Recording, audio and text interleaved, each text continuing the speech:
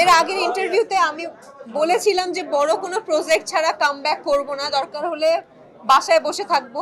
আমি কিন্তু আসলে এটা মেনশন করিনি যে বড় প্রজেক্ট মানেই সিনেমা, বড় প্রজেক্ট মানে এই, বড় প্রজেক্ট মানে সেই। বড় প্রজেক্ট এমন হতে পারে, সেটা হতে পারে ওয়েব সিরিজ, সেটা হতে পারে ওয়েব ফিল্ম, সেটা হতে পারে ফিল্ম।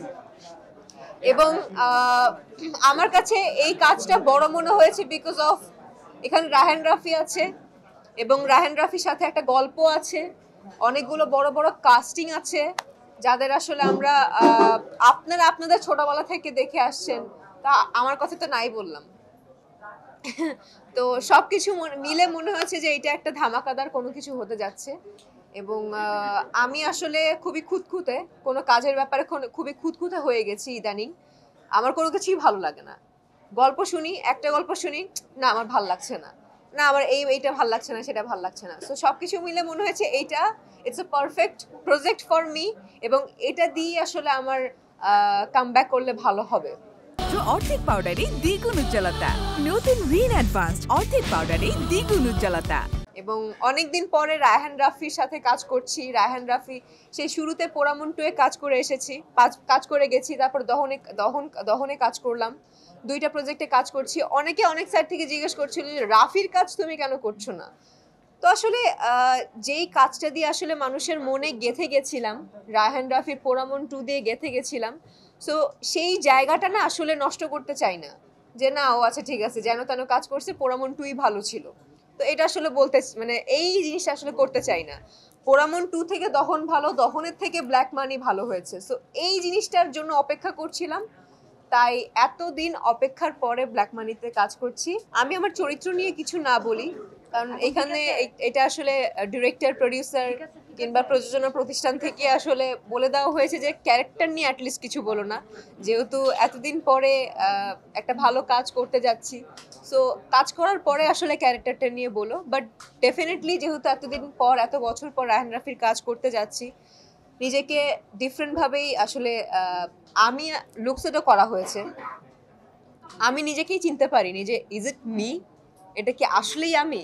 কারণ এই লুকটা আসলে আমি কখনোই আমি রিয়েল লাইফেও নিজেও দেইনি, এবং কোনো প্রোগ্রাম কিংবা কোনো সিনেমা কোনো কিছুতেই আসলে দেওয়া হয়নি। সো ওই ব্যাপারটাই বলবো যে এই লুক আসলে কখনোই কোনো জায়গায় আমিও দেখিনি, আপনারাও দেখেননি। ব্ল্যাক মানিতে আপনারা দেখবেন। এবং রায়হান রাফির প্রজেক্ট বলে করছি কিনা এটা যদি জিজ্ঞেস করেন, এটা তো একটা আছেই, রায়হান রাফি একটা মানে ব্র্যান্ড হয়ে গেছে। সো রায়হান রাফির ব্যাপারটা তো আছেই, যে না রায়হান রাফির কাজ বলেই করছি। আরেকটা কথা হচ্ছে গল্প। এখনকার যুগে আসলে গল্পটাকে অনেক বেশি ফোকাস করতে হয়। সে যত বড়ই ডিরেক্টর হোক না কেন, গল্প যদি ভালো না হয় সেটা আসলে করাটা উচিত হবে না, কিংবা কেউই করবে না যারা যারা আসলে ভালো কাজ করতে চায়।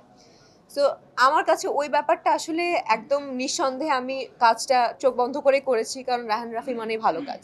রায়হান রাফি যেই কাজই করে না কেন, ছোট কাজ হলেও সেটা আসলে 1 মাস 2 মাস ধরে গ্রুমিং করে।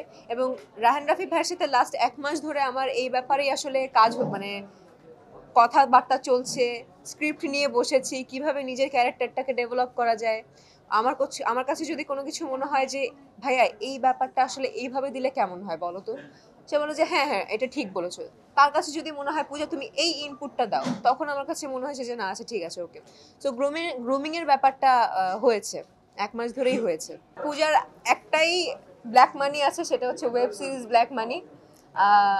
আর ডেফিনেটলি নতুন পূজাকে আপনারা দেখতে পাবেন, যাকে আসলে আমি নিজেই দেখিনি, এবং আপনারা অন্য কোনো সিনেমাতেও ওরকম লুকে দেখেননি, ওরকম ক্যারেক্টারও দেখেননি। এবং আমি যখন প্রথম রায়হান রাফি ভাইয়ের কাছ থেকে স্টোরিটা শুনি, লাস্টে আমার ক্যারেক্টারের কথা শুনে আমি না নিজেই অবাক হয়ে গেছি। আমার মানে মুখটা হা হয়ে গেছিল যে এই ক্যারেক্টার আমি করব, এই ক্যারেক্টার কি আমাকে দিয়ে সম্ভব হবে। সো ডেফিনেটলি আপনারা একটু অবাক হবেন যখন সিরিজটা দেখবেন।